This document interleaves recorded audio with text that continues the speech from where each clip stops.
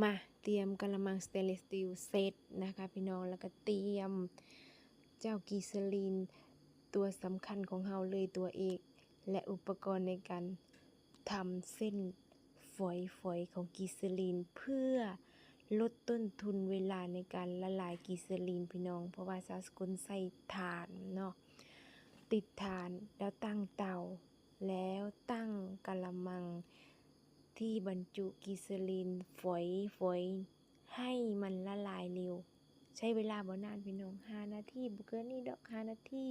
6 นาทีแล้วแต่ความแห้งของถ่านเนาะอันนี้ละลายจนเป็นน้ำแล้วเฮาจังผสมสมุนไพรที่เราเตรียมไว้พี่น้องอันนี้ละกีซาลีนสีใสๆเนี่ยคุณภาพดีเด้อพี่น้องเด้อใช้ง่ายสะดวกรวดเร็วแล้วก็เป็นการในการเซ็ตตัวนี่ก็ใช้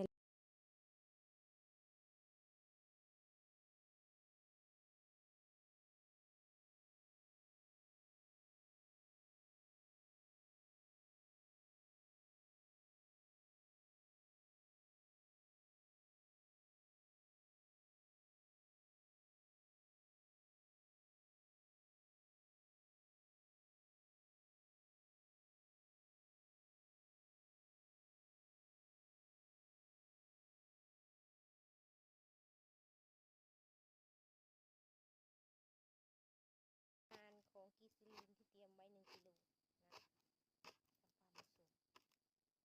อันนี้ปั่นเด้อนี่ค่ะพี่น้องเด้อปั่นเอาน้ำมัน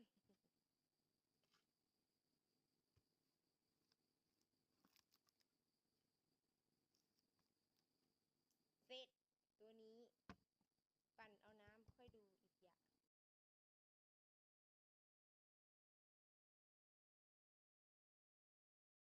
ปั่นเสร็จแล้วปั่นละเอียดเสร็จแล้วโกงเอาน้ำมันได้พี่น้องกันมานี่น้ำดอกดินจริงมีผักขบางกระโกงก็ได้ดอกแต่สาวสกุลบ่มีก็ใส่ตะเกียง